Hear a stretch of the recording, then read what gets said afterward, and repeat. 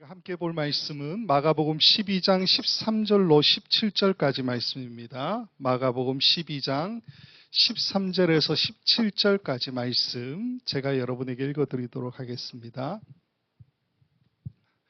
그들이 예수의 말씀을 책잡으려 하여 바리새인과 헤롯 땅 중에서 사람을 보내매 와서 이르되 선생님이여 우리가 아노니 당신은 참되시고 아무도 꺼리는 일이 없으시니 이는 사람을 외모로 보지 않고 오직 진리로서 하나님의 도를 가르치심이니이다.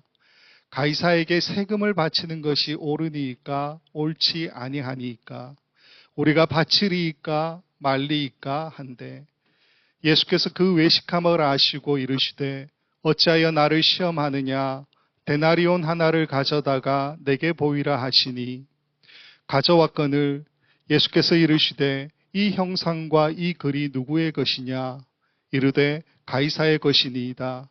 이에 예수께서 이르시되 가이사의 것은 가이사에게 하나님의 것은 하나님께 바치라 하시니 그들이 예수께 대하여 매우 놀랍게 여기더라. 아멘.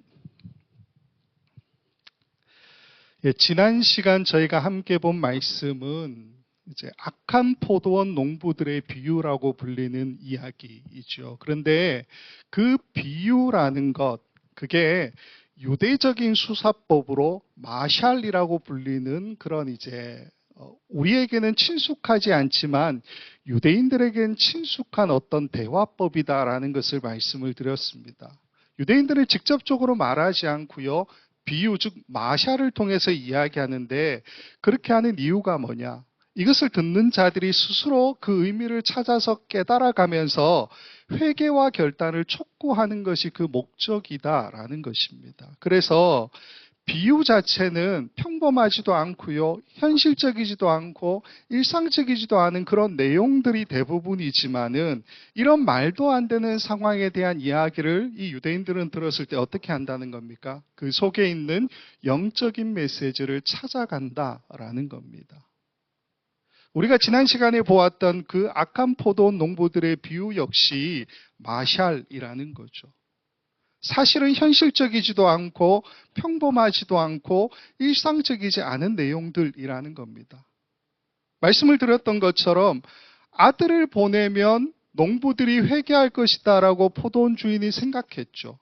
반대로 포도원 농부들은 어떻게 생각했습니까? 아들을 죽이면은 포도원을 차지할 거다. 그렇게 생각하지 않습니까? 이 모습은 결국 우리 일상에서 자연적으로 나타날 수 있는 모습이 아니다라는 겁니다. 그러나 이 이야기들을 통해서 무엇을 알려주려고 하는 겁니까? 즉 농부들은 포도원 주인의 아들을 죽여서 밖에 내버렸지만 하나님은 그 버린 돌을 어떻게 삼으셨다고요? 모퉁이의 머릿돌, 케팔레고니아스, 그렇게 삼으셨다. 이 케팔레고니아스가 두 가지 의미가 있다고 얘기했었죠. 아치의 가운데에 끼이는 머릿돌, 그 의미거나 아니면 기둥들을 연결하는 연결석이다. 그렇게 말씀을 드렸습니다. 즉, 이 당시 종교 지도자들은 성전 체제라고 하는 아치를 만들고 있었죠. 자신들의 설계도대로 그것을 만들면서 예수님은 여기에 맞지 않는다고 버리지 않았습니까? 그러나 하나님은 버려진 그 돌인 예수님을 가져다가 하나님의 성전이라고 하는 그 아치의 가장 높은 곳, 즉 머릿돌로 삼으셨다라는 겁니다. 그리고 종교 지도자들이 거대한 신앙의 집이라는 것을 떠받치고 있는 그 기둥, 이게 자신들의 어떤 지위와 체계 아니겠습니까? 그것들을 자신들이 지키고 있다고 자부했었지만은 하나님은 버려진 연결석을 통해서 어떻게 하신다고요? 그 기둥들을 서로 연결시켜서 교회로 만들어 가신다. 그게 우리가 지난 시간에 함께 살펴봤던 이 악한 포도원 농부들의 비유에 나오는 하나님의 어처구니 없는 사랑의 모습이었다라는 겁니다. 자, 오늘 말씀은 이 악한 포도원 농부들의 비유 다음에 성전에서 예수님께서 공식적인 가르침을 주셨던 말씀인데 이게 12장 끝까지 나와요. 앞부분에는 이제 전체적으로 6개의 가르침이 있는데 앞부분에는 연속되는 3가지의 논쟁에 대한 이야기가 나오고요. 뒷부분에는 나머지 3개 그게 뭐냐면 그리스도와 다윗의 자손과의 관계, 그리고 서기관들을 삼가라는 말씀, 그리고 가난한 과부의 헌금을 칭찬하셨던 말씀, 요 세 개가 나머지가 나옵니다. 오늘은 이 6개의 가르침 중에서도 앞에 나오는 3가지 논쟁, 그 중에 첫 번째가 바로 우리가 함께 본 세금 논쟁에 대한 말씀인데, 이 말씀부터 함께 좀 보자라는 겁니다. 3가지 논쟁이 하나의 연속되는 하나의 단락으로 보아야 하는 말씀이다라고 이야기를 드린 이유가 뭐냐 하면요, 맨 앞에 시작하는 12장 13절을 보게 되면 이런 말씀부터 나오기 때문입니다. 마가복음 12장 13절, 그들이 예수의 말씀을 책잡으려 하여 바리새인과 헤롯단 중에서 사람을 보내매. 대제사장들과 서기관들과 장로들이 사람을 보내죠. 바리새인과 헤롯당 중에 어떤 사람을 보내는데, 왜요? 예수님과 이제 3가지 논쟁이 펼쳐지게 된다라는 거예요. 그 3가지 논쟁이 세금과 부활과 가장 큰 계명에 대한 논쟁인데, 그 논쟁을 벌이는 의도가 뭐라고요? 이 13절에서 이야기하는 것처럼 예수님의 말씀을 책잡으려고 하여. 그게 이유다라는 거죠. 물론 예수님께서 성전 정화를 하셨을 때 이미 대제사장들과 서기관들과 장로들은 함께 모의하죠. 예수를 죽일까 하고 꾀했다라고 11장 18절에 나옵니다. 그래서 새삼스러운 일은 아니에요. 그러나 그 뒤에 나오는 권위에 대한 논쟁도 있었고, 지난 시간에 우리가 봤던 악한 포도원 농부들의 비유에 대한 말씀을 우리가 예수님의 말씀을 듣지 않았습니까? 이걸 생각한다면 지금 이 사람들이 예수님에게 굉장히 집착하고 있다고 보아야 할까, 아니면 그만큼 큰 위기의식을 느끼고 있었다라고 보아야 하는지 잘 모르겠지만, 어쨌건 본격적으로 예수님이 하시는 그 말씀을 책잡으려 하고 있다라는 것이 오늘 본문 안에 분명히 나와 있다라는 겁니다. 그 이야기가 이제 3가지의 논쟁으로 이어진다라는 거예요. 여기에 책잡으려라고 쓰고 있는 이 단어가 아그류소신이라는 단어인데, 같은 평의 본문이 누가복음을 보게 되면요, 똑같이 책잡으려 이렇게 쓰고 있습니다. 누가복음 20장 20절을 보면요, 예수의 말을 책잡게 이렇게 쓰고 있지만 여기는 다른 단어를 쓰고 있어요. 에필라본타이라고 하는 단어를 쓰고 있다라는 겁니다. 누가복음에서 쓰고 있는 이 에필라본타이라는 단어는 원어가 에필람바노마이라는 단어인데, 주로 어떤 뜻이냐면 잡다, 붙잡다, 소유하다, 얻다, 이렇게 번역되는 단어입니다.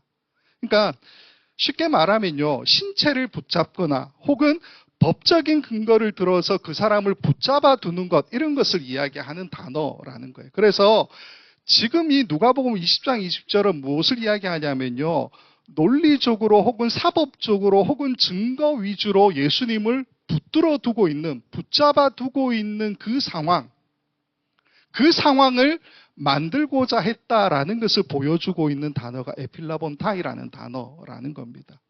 근데 우린 지금 마가복음을 보고 있잖아. 이 마가복음에 책잡으려라고 쓰고 있는 이 아그류소신이라는 단어는요, 원형이 아그류오라는 단어인데 여기에만 나와요. 신약 전체에서 마가복음 12장 13절에만 나오고요. 뜻이 뭐냐 하면 주로 야생동물을 잡기 위해 함정을 파거나 그물을 던지는 행위로서 사냥하다, 잡다, 그물질하다, 덫에 걸리게 하다, 이런 뜻을 가지고 있는 단어라는 겁니다. 그러니까 훨씬 더 강압적인 어떤 붙잡음, 이런 것을 이야기한다라는 거죠. 그러니까 의미적으로 말씀을 드리면 이 마가복음에 책잡으려라고 하는 이 단어, 아그리오가 쓰인 이 단어는요, 무엇을 이야기하냐면 폭력적으로, 야만적으로 예수님을 붙잡으려고 하는 행위를 보여주고 있는 단어라는 겁니다.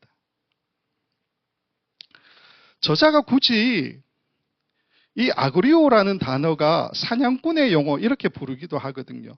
굳이 사냥꾼의 용어인 아그리오라는 단어를 쓰고 있는 이유가 뭐냐? 지금 여기에 보냄을 받은 바리새인과 헤롯당, 이 사람들이 단순히 말꼬리 잡는 논쟁을 하겠다라는 것을 이야기하는 게 아니죠. 예수를 죽이려고 달려들고 있는 포식자, 사냥꾼으로 그들이 보냄을 받았다라는 것을 말해주고 있다라는 겁니다. 그만큼 지금 이 상황이 예수님을 마치 숲속의 짐승이 몰아넣게 되는 그 사냥의 긴박함 속에 있는 것처럼 보여주고 있다라는 거예요. 예수님이 지적인 토론장에 있는 것이 아니고요. 생명을 위협받는 사냥터에 지금 놓여져 있다라는 사실을 강조해 주고 있는 말씀이라는 겁니다. 그 사냥꾼으로 파송된 이 바리새인과 헤롯 당이 예수님께 와서 이런 이야기를 하죠. 마가복음 12장 14절과 15절 앞부분입니다. 와서 이르되 선생님이여 우리가 아노니 당신은 참되시고 아무도 꺼리는 일이 없으시니 이는 사람을 외모로 보지 않고 오직 진리로서 하나님의 도를 가르치심이니이다.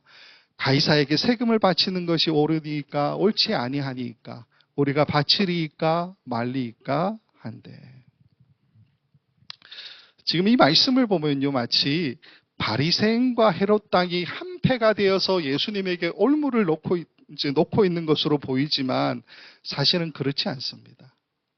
그러니까 세금 문제만 이야기해도요, 바리새인들과 이 헤롯 당들은 의견이 달라도 너무 다른 사람들이었다라는 겁니다. 헤롯 당은 말 그대로 로마에 의해서 적법한 통치 권력을 부여받은 사람이 헤롯 왕이다라고 보는 거예요. 그러니까 이 사람이 유대인을 통치하는 것이 괜찮다. 그렇게 보는 것이 헤롯 당이고요. 친로마 성향을 가지고 있었기 때문에 세금 내는 것도 당연하게 보던 사람들이었다라는 겁니다. 반면에 바리새인들은 적어도 세금 내는 것에 대해서 거부감이 컸을 가능성이 있죠. 모두가 다 그렇다고 볼 수는 없지만 적어도 일부 바리새인들은 이런저런 이유를 들어서 세금 내는 것을 거부했다라는 것이 여러 기록들에 나오는 사실이라는 겁니다. 그러나 적의 적은 내 편 아닙니까? 내 적의 적은 나의 우방이죠. 내 편이죠. 함께 할 수 없는 이 두 집단이 선발된 사냥꾼이 되어서 함께 예수라는 사냥감에게 올무를 던지고 있는 모습이 바로 이 14절, 15절의 말씀이라는 겁니다. 어떻게 올무를 던지느냐? 일단은 아첨발린 말로 예수님께 이런 이야기를 하죠. 선생님이여, 우리가 아노니 당신은 참되시고 아무도 꺼리는 일이 없으시니 이는 사람을 외모로 보지 않고 오직 진리로서 하나님의 도를 가르치심이니이다. 이 부분을, 이 14절 앞에 나오는 이 부분을 직역해서 보여드리면 이렇게 됩니다. 두 가지로 좀 나뉘어지는데, 와서 이르되 선생님이여 당신은 참되시고 다른 사람의 의견이 당신께는 아무 의미도 없다는 것을 우리가 압니다. 이는 당신은 사람의 외모를 보지 않고 참으로 하나님의 도를 가르치심이니이다. 자, 우선 앞부분에 당신은 참되시고 다른 사람의 의견이 당신께는 아무 의미도 없다는 것을 우리가 압니다라고 하는 이 말은 사실 이 사람들의 솔직한 마음을 예수님께 표현한 게 아니고요. 예수님께 무엇을 지금 강요하냐 하면요. 당신 솔직해져야 돼라는 것을 강요하는 이야기라는 겁니다. 솔직하게 대답하라는 거예요. 제가 어릴 때 국민학교 때, 요즘은 초등학교로 부르지만 깜깜한 밤에 어머니가 심부름을 시켜서 자전거를 타고 가고 있었습니다. 근데 깜깜한데 자전거를 너무 재미있게 타고 있었어요. 작은 자전거가 아니고 어른 자전거를 탔었거든요. 초등학교 때도. 어른 자전거를 너무 재미있게 타고 가다가 그만 상대편에서 오는 어른들이 타고 있는 자전거하고 제 자전거가 부딪혔어요. 근데 제 왼쪽 종아리가 그쪽 자전거 타이어에 휩쓸리면서 살이 뜯어져 나갔는데 보니까 뼈가 보이더라고요. 이게 이제 사건이 접수가 돼서 경찰서에 가게 됐는데 초등학생이 형사 앞에서 사건에 대해서 진술을 해야 되는 겁니다. 근데 이제 어머니가 저를 들여다보내면서 어떤 이야기 했냐면 내가 많이 다쳤고 나 잘못한 게 없다. 나 자전거 타다가 멈췄다. 그렇게 이야기하라고 어머니가 가르쳐 주셨어요. 근데 막상 갔더니 형사님이 저한테 뭐라 그러냐면 어린이는 원래 거짓말 안 하는 거 알지? 착한 어린이는 거짓말을 안 해? 그렇게 꼬드기는 거예요. 그래서 제가 어떻게 했냐면 고지고대로 사건 그대로 다 얘기했습니다. 나중에 나와서 어머니가 묻길래 나 이렇게 대답했다라고 얘기했더니 어머니가 등짝을 세게 때리더라고요. 왜 그랬냐면 결국은 제가 했던 진술 때문에 쌍방과실이 나왔어요. 보상을 얼마 못 받았습니다. 어머니 마음은 보상을 많이 받아서 수술을 제대로 해서 상처가 없도록 하는 것이 어머니 생각이었겠죠. 근데 보상을 적게 받는 바람에 저희 집이 그렇게 부자가 아니었기 때문에 수술을 제대로 못했어요. 지금도 보면 제 왼쪽 종아리에는 상처가 크게 남아있거든요. 그 형사님이 저한테 사탕 발린 말로 이야기했잖아요. 어린아이는 거짓말하지 않아. 그랬더니 제가 한 그 솔직한 대답 때문에 돌아온 결과는 뭡니까? 저에게 손해가 되는 결과가 돌아왔었죠. 지금 예수님이 바로 그런 입장에 놓여 있었다라는 겁니다. 바리새인과 헤롯 당이 예수님께 아첨의 말부터 지금 시작하고 있는 것은 그들이 진실된 고백을 예수님께 하는 게 절대 아니다라는 거예요. 그런 말로 방심하게 하고서 솔직하게 예수님 대답하시면 그것을 어떻게 한다고요? 책 잡으려고. 아그리오. 사냥터의 사냥감처럼 잡으려고 그렇게 하고 있었다라는 말이죠. 뒤에도 아첨하는 말이 또 이어지죠. 어떻게 이어집니까? 14절 보면 이는 당신은 사람의 외모를 보지 않고 참으로 하나님의 도를 가르치심이니이다. 이렇게 말하죠. 여기 앞에 당신은 사람의 외모를 보지 않고 라고 하는 이 말은 사무엘상 16장 7절의 말씀을 가져오는 겁니다. 사무엘상 16장 7절을 보면 어떤 말씀입니까? 여호와께서 사무엘에게 이르시되 그의 용모와 키를 보지 말라. 내가 이미 그를 버렸노라. 내가 보는 것은 사람과 같지 아니하니 사람의 외모를 보거니와 나 여호와는 중심을 보느니라 하시더라. 사무엘 선지자가 사울왕 다음으로 이제 이스라엘의 두 번째 왕을 세워야 되는데 이새의 집으로 갑니다. 그래서 아들들을 하나하나 만나게 되는데 첫째 아들이었던 엘리압을 봤을 때 너무 마음에 들었어요. 그의 용모가 너무 아름다워서. 근데 하나님은 뭐라고 말씀하셨다고요? 그의 용모와 키를 보지 말라. 내가 이미 그를 버렸노라. 내가 보는 것은 사람과 같지 아니하니 사람의 외모를 보거니와 나 여호와는 중심을 보느니라. 여기 외모로 나오는 히브리어 단어가 에나임이라는 단어인데 말 그대로 눈에 보이는 것을 이야기해요. 눈에 보이는 것. 그래서 히브리어 관용구에 보면요. 외모를 보다라고 해서 나사파님이라는 단어가 있습니다. 나사파님이라는 이 관용구가 있는데 이게 직역하면 얼굴을 들어주다 이 뜻이에요. 얼굴을 들어주다 이 뜻인데 실제로는 어떻게 사용되느냐 하면요. 재판장에 가해자가 있는데 재판관이 가해자에게 얼굴을 들라 그러면 얼굴을 들 거 아닙니까? 근데 그 사람을 보고 어떻게 한다고요? 외모를 판단하죠. 그게 뭡니까? 그 사람의 사회적 지위가 뭐고 신체적 조건이 뭐고 재산을 얼마나 가지고 있고 이런 것들을 본다는 거예요. 그래서 눈에 보이는 대로 판단하게 되는데 정의롭지 않는 판단을 내리게 되는 것에 대해서 나사파님, 얼굴을 든다 이런 표현을 쓰고 있다라는 겁니다. 하나님은 중심을 보시죠. 여기 중심이라는 단어는 히브리어로 레바브라는 단어인데 심장을 뜻하는 단어입니다. 구약적 관점으로 보면 심장이 우리에게 무엇을 이야기하느냐? 내면의 어떤 자기의 지성, 의지, 도덕적 관념 이런 것들이 이루어지는 곳이 바로 심장이라고 보았다라는 거예요. 하나님은 그 중심, 레바브, 심장을 보신다. 그렇게 말씀하고 계시다라는 겁니다. 자, 그런데 이 사무엘상 16장 7절을 지금 이 바리새인과 이 헤롯 당이 가져와서 예수님에게 말하고 있는 거잖아요. 이거는 무슨 말이냐면요. 예수님이 하나님처럼 그렇게 판단하신다라는 것을 말해주는 이야기가 아니고요. 듣기 좋은 아첨이에요.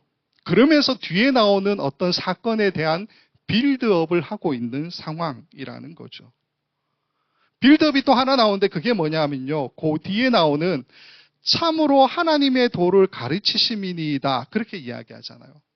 참으로 하나님의 도를 가르치심이니이다. 예수님을 언제 그렇게 생각했습니까? 권위에 대한 논쟁에 대한 그 말씀 우리가 알지 않습니까? 대제사장들과 서기관들과 장로들이 요한의 세례조차도 인정하지 않았죠. 하늘로부터 온 것이다라고 말하면은 곤란하지 않았습니까? 예수님도 어떻게 판단했습니까? 건축자들의 버린 돌처럼 그렇게 여겼었다라는 거죠. 근데 그들에게 파송된 지금 바리새인들과 헤롯 당이 예수님을 참으로 하나님의 도를 가르치시는 분이라고 그렇게 인정할 수 있었을까요? 아니요, 그럴 리 없죠. 우리 이 말은 뭐냐 하면 반어법입니다. 무엇을 말하냐면요. 당신이 생각하는 하나님의 진리가 뭐냐? 그거 제대로 얘기해봐. 그 이야기예요. 그러면서 지금 던지는 질문이 뭐냐 하면 세금에 관한 논쟁이죠. 마가복음 12장 14절 뒷부분과 15절 앞부분 이렇게 되어 있습니다. 가이사에게 세금을 바치는 것이 옳으니까 옳지 아니하니까 우리가 바치리까 말리까 한데.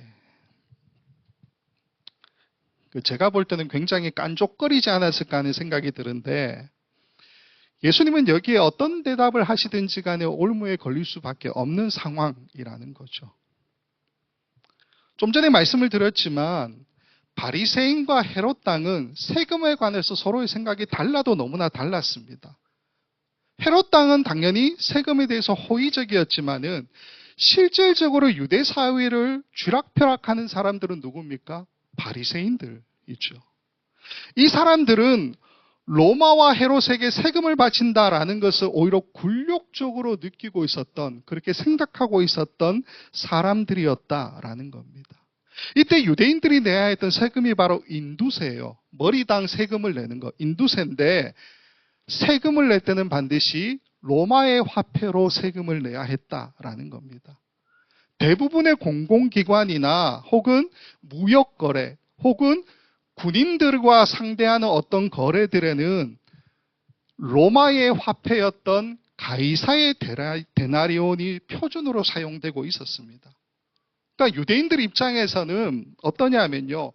데나리온을 사용하는 것, 이게 가이사의 데나리온인데 이 데나리온을 사용하는 것이 혐오스럽고 꺼려지는 일이기는 하지만은 일상에서 사용하지 않을 수 없는 환경에 처해 있었다라는 겁니다. 그래서 오늘 본문을 보면요.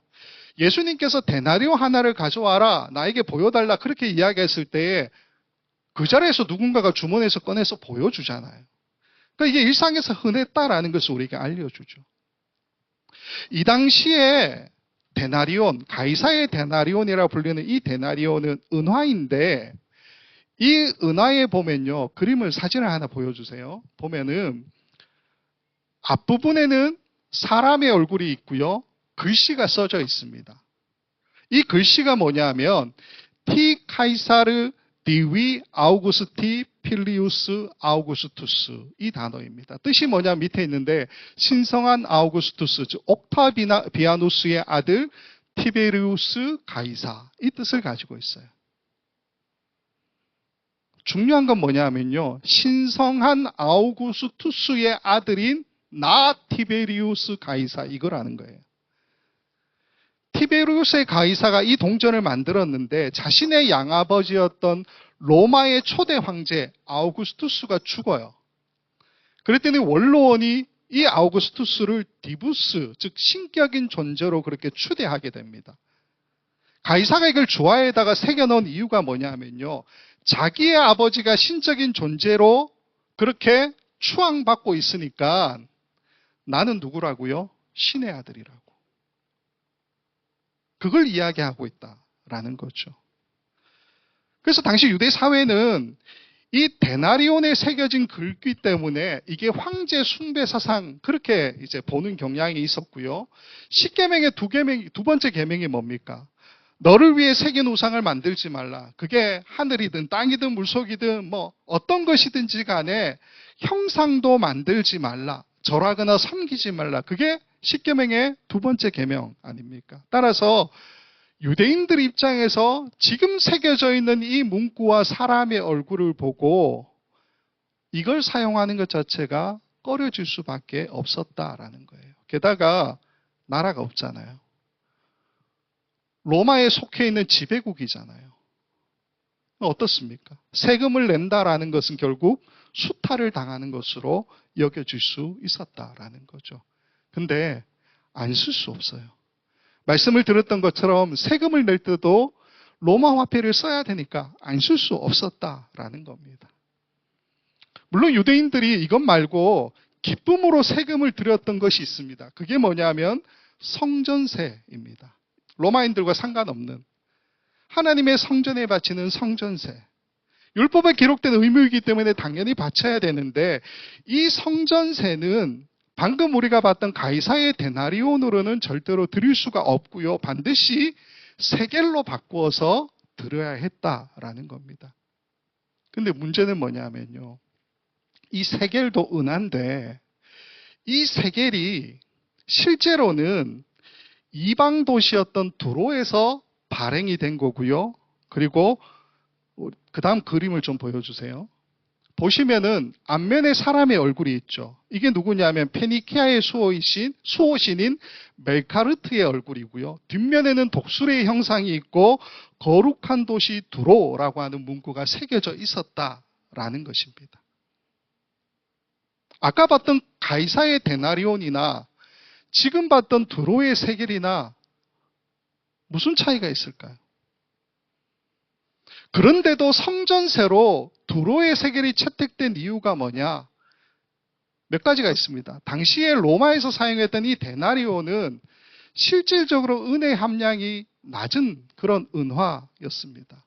그리고 좀 부정하다 이렇게 아까 봤던 것처럼 우상과 관련된 어떤 일들 이제 형상들이 새겨져 있고 글귀가 새겨져 있으니까 부정하다 이렇게 간주되고 있었다라는 거예요. 반면에 두로의 세겔은 94%의 은이 함량되어 있는 고순도의 어떤 은화였고요. 또 구약에 보면 성소의 세겔이 약 14g 정도로 그렇게 이제 제한이 되어 있는 정해져 있는데 이 14g에 거의 비슷한 것이 바로 두로의 세겔이었다라는 거예요. 그러니까 무슨 말이냐면요. 하나님께 예물을 드리는데 성전에 이 세겔을 드려야 되잖아요. 이 세겔을 드릴 때에 로마의 화폐인 가이사의 데나리온을 쓰지 않고 굳이 두로의 세겔로 바꿔서 냈던 이유가 뭐냐? 좀 더 순수한 것을 하나님 앞에 드려야 된다라는 거죠. 물론 여기에도 얼굴이 새겨져 있고 이해할 수 없는, 받아들일 수 없는 문구가 새겨져 있지만 이걸 어떻게 보느냐 하면요. 가이사의 그 데나리온처럼 보지 않고 우상과 연결된 것으로 보지 않고 품질 보증 마크 그렇게 보는 거예요. 품질을 보증하는 어떤 형상, 글귀 그렇게 보면서 성전 세겔로 채택하여 드리고 있었다라는 겁니다. 11장에 예수님께서 성전을 정화하실 때 거기에 돈 바꾸는 자들이 있었잖아요. 이 사람들이 바로 가이사의 데나리온을 두로의 세겔로 바꾸면서 자기들에게는 어떤 환전 수수료를 챙기고 있었던 사람들을 이야기하고 있다라는 겁니다. 정리하면요. 가이사에게 세금을 바치는 것이 옳으니까 옳지 아니하니까 우리가 바치리까 말리까 이 질문은 이런 복잡한 시대상을 그대로 담고 있는 질문이라는 겁니다. 만일 여기에 예수님께서 안 돼, 불가하다 그렇게 말씀하시면 어떻게 될까요? 즉각적으로 대다수의 무리는 환호하겠지만 이 사회를 지배하고 있는 지도자들이 볼 때는 예수님이 결코 좋은 사람이 아니죠. 예수님 예루살렘 입성하실 때도 많은 사람들이 환호하고 있지 않았습니까? 당시 종교 지도자들 입장에서는 예수님이 굉장히 위협적인 인물로 느껴졌는데 세금 바치지 말라라고 이야기하면 더 위협적인 인물로 여겨졌겠죠. 만일 반대로 세금을 바쳐라 그렇게 이야기한 다음에 어떻게 되겠습니까? 사람들이 예수님에게서 떠나가겠죠. 사람들에 대한 예수님의 영향력을 상실하게 될 것 아니겠습니까? 그리고 이 대답이 명분이 되고 예수님이 결국은 어떤 처분을 받게 되는 데까지 가겠죠. 근데 예수님은 이런 상황을 충분히 아시고 그들의 의도를 파악하고 계셨다라는 겁니다. 그래서 마가복음 12장 15절 뒷부분을 보면 이런 말씀이 있죠. 예수께서 그 외식함을 아시고 이르시되 어찌하여 나를 시험하느냐 데나리온 하나를 가져다가 내게 보이라 하시니. 여기에 외식함이라고 번역된 단어가 휘포크리신이라는 단어인데 실제로는 위선 혹은 시치미 이런 뜻을 가지고 있습니다. 그래서 세 번역은 어떻게 번역하냐면 속임수를 아시고 이렇게 번역하고 있고요. 공동 번역은 교활한 속셈을 알아채시고 이렇게 번역하고 있습니다. 그러니까 무슨 말이냐면요. 예수님께서 그들의 교활한 속셈을 알아채시고 어찌하여 나를 시험하시느냐라고 말씀하시면서 뭘 했다고요? 데나리온 하나 가져다가 내게 보여라. 그 말씀을 하셨다라는 거예요. 자, 그럼 왜 데나리온을 가져다가 보여달라 그렇게 말씀하셨을까? 그 이유가 16절에 이렇게 나옵니다. 가져왔거늘 예수께서 이르시되 이 형상과 이 글이 누구의 것이냐? 이르시되 가이사의 것이니이다. 예수님의 이 말씀이 단순히 동전의 출처가 누구이냐 그걸 묻는 게 아닙니다. 제가 마가복음 계속 설교하면서 여러 번 인용했던 크레이그 A. 에반스, WBC 주석을 썼던 그 사람이 이 구절에 대해서 이렇게 이야기하고 있어요. 예수님의 이 질문은 사람들로 하여금 동전의 형상에 주목하게 해서 그들이 우상을 만들지 말라는 하나님의 계명을 범했음을 보여주고 또 로마 가이사를 신으로 떠받드는 신성 모독의 글귀에 주목하게 해서 그들이 여호와 하나님 앞에 다른 신을 두지 말라는 계명을 범했음을 보여주는 것이다. 무슨 말이냐면요. 예수님의 이 말씀은 이 동전의 황제 숭배를 뜻하는 그 글귀와 형상이 새겨져 있잖아요. 그럼에도 불구하고 성전에서는 두로의 세계를 바꾸는 데 쓰고 있고요. 그리고 실제로는 일상생활에서 아무렇지 않게 통용하고 있는 그들의 모습을 비판하는 말씀이라는 거예요. 쉽게 말해서 일상과 삶이 분리된 그 모습을 이야기하는 거죠. 일상은 가이사의 데나리온에 지배당하고 있으면서도 그저 성전에 가서는 어떻게 행동합니까? 데나리온을 성전 세겔로 바꾸어서 세금을 내고 하나님 앞에 희생의 제사를 드리고 그것들로 나는 거룩함을, 구별함을 유지한다고 생각했던 그들의 그 생각. 그걸 꼬집고 계시는 말씀이라는 겁니다. 그렇기 때문에 여기에 나오는 가이사의 데나리온은 그들의 무너진 일상이라는 것을 이야기하고 있고요. 예수님의 이 질문은 우리에게 무엇을 이야기하냐면요. 구별이 아니라 더 쉬운 구분을 선택하고 있는 그들의 모습을 지적하고 있는 말씀이라는 것입니다. 그래서 예수님께서 이런 말씀으로 결론을 맺고 계시죠. 마가복음 12장 17절입니다. 이에 예수께서 이르시되 가이사의 것은 가이사에게 하나님의 것은 하나님께 바치라 하시니. 어떻게 생각하면 모호한 대답이잖아요. 사실상 그들에게 가이사에게 세금을 바쳐야 하느냐, 이 문제에 관한 예수님의 이 대답은 그들이 바쳐야 되는 것에 대해서 진지한 고민을 하라는 질문으로 다시 던져지고 있다라는 겁니다. 무슨 말이냐면요. 스스로 자신들의 견해가 옳은지 보라라는 거예요. 헤롯 당원들에게는 로마의 세를 바치는 것이 옳다. 그렇게 너희가 입증할 수 있느냐라고 되묻는 질문이기도 하고요. 바리새인들에게는 종족 폭력을 야기하는 어떤 시민 불복종의 정책들을 그들이 내세우는데 과연 그것이 옳은지를 너희가 증명할 수 있느냐라고 되묻는 질문이기도 하다라는 겁니다.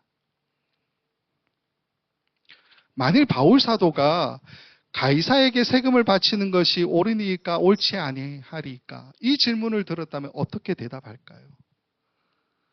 로마서에 보면은 바울 사도가 비슷한 대답을 한 구절이 있습니다. 로마서 13장 1절, 2절, 7절에 이렇게 되어 있습니다. 각 사람은 위에 있는 권세들에게 복종하라. 권세는 하나님으로부터 나지 않음이 없나니 모든 권세는 다 하나님께서 정하신 바라. 그러므로 권세를 거스르는 자는 하나님의 명을 거스름이니 거스르는 자들은 심판을 자취하리라. 모든 자에게 줄 것을 주되 조세를 받을 자에게 조세를 바치고 관세를 받을 자에게 관세를 바치고 두려워할 자를 두려워하며 존경할 자를 존경하라. 사실 이게 우리에겐 더 쉬운 대답이죠. 권위에 순종하라. 모든 권위는 하나님께로부터 나오기 때문이다. 그러니까 세금 잘 내. 우리에게 쉬운 대답이잖아요. 오늘 본문에서 예수님은 그런 쉬운 대답을 선택하지 않으셨다라는 거예요. 쉬운 대답을 선택하셨으면 예수님이 어느 한쪽에 비난을 받고 오늘 얘기가 끝이 났겠죠. 말씀을 좀 정리합시다. 오늘 우리가 함께 본 이 말씀부터 12장 끝까지 6개의 가르침이 계속 나오는데 여기에서 우리가 주목해야 될 상황이 있습니다. 우리에게 계속 보여지는 그 모습이 뭐냐? 예수님을 향한 당시 종교, 정치 지도자들의 공격. 그게 키워드예요. 공격. 이 공격들 속에서 예수님이 어떤 모습을 보여주시느냐? 우문현답으로 우리 삶의 명확한 기준을 오늘 제시해 주고 계시다라는 거예요. 첫 번째 논쟁, 세금 논쟁에 대한 말씀을 우리가 봤잖아요. 예수님을 사냥하려고 음모하는 그 사람들이 올무를 던지지만 그러나 그 너머를 꿰뚫어 보시는 주님의 안목과 그 말씀이 우리에게 던져지고 있지 않느냐라는 겁니다. 종교 지도자들은 성전 안에서 거룩한 세겔이라는 것을 구분하고 그것들로 자신의 경건한 어떤 모양들을 계속 유지했었지만 실제적으로 성전 밖에서의 그들의 삶은 어떻습니까? 아무 거리낌 없이 가이사의 데나리온을 쓰고 있는 모습이잖아요. 말 그대로 내 신앙과 삶이 완전히 분리된 그 삶. 신앙과 일상의 이중장부를 쓰고 있는 그 삶을 보여주고 있다라는 거죠. 그러나 예수님께서 말씀하신 가이사의 것은 가이사에게, 하나님의 것은 하나님에게 바치라라고 하는 이 말씀은 단순하게 세금을 어떻게 해결해야 되느냐를 우리에게 말해주고 있는 이야기가 아니다라는 겁니다. 우리의 무너진 일상이 무엇인지를 찾아보고 하나님 앞에 바로 세우라라고 하는 촉구의 말씀이라는 거죠. 하나님의 것이 무엇입니까? 우리 쉽게 구분하잖아요. 하나님의 것은 주일에 예배드리고 사람들에게 전도하고 큐티하고 말씀 보고 교회에서 봉사하고 성도들과 함께 사랑을 나누고 나머지 6일은요. 여러분이 돈을 벌기 위해서 일을 하고 사람을 만나고 세상의 법 아래 살아가는 그 모든 것은 가이사의 것입니까? 아니 혹시 나의 것이라고 생각하고 이 영역 안에서의 하나님의 통치는 우리가 밀어내고 살아가는 것은 아니냐라는 겁니다. 그러나 우리가 분명히 기억해야 될 것은 뭐냐면요. 우리가 사용하는 그 동전에는 황제의 형상과 문구가 새겨져 있을지라도 그 동전을 쥐고 사용하는 우리에게는 하나님의 형상이 새겨져 있다라는 사실이죠. 그래서 오늘 이 설교의 끝에 우리 자신에게 던져봐야 될 질문은 바로 이겁니다. 어떤 질문이냐? 나는 혹시 주일의 거룩함이라는 것을 위해서 우리의 평일의 삶을 타협하고 살아가고 있지는 않느냐?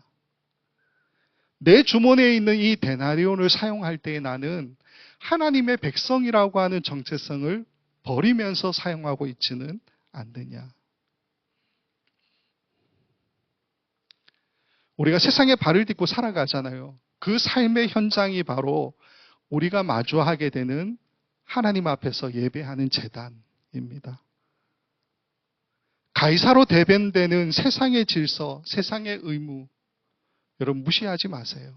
성실히 이행하십시오. 그 모든 순간 속에서도 언제나 하나님은 무엇을 보신다고요? 우리의 중심, 레바브, 심장을 보신다. 그렇게 말씀하고 계시다라는 것입니다.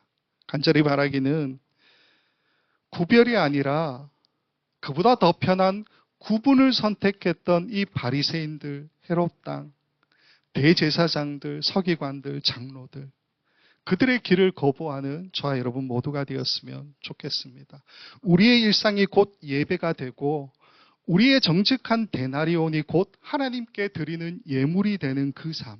그래서 내 주머니 속에는 가이사의 형상이 새겨진 데나리온이 있을지라도 그 동전을 쥐고 있는 우리 영혼에는 영원하신 하나님의 형상이 새겨져 있다라고 하는 이 고백을 저와 여러분이 함께 드리면서 하나님의 형상이 새겨진 자로 담대하게 이 세상 속에서 믿음으로 살아내는 우리 원커뮤니티 교회 모든 성도님들 한 분 한 분 될 수 있기를 주님의 이름으로 간절히 축원을 드립니다.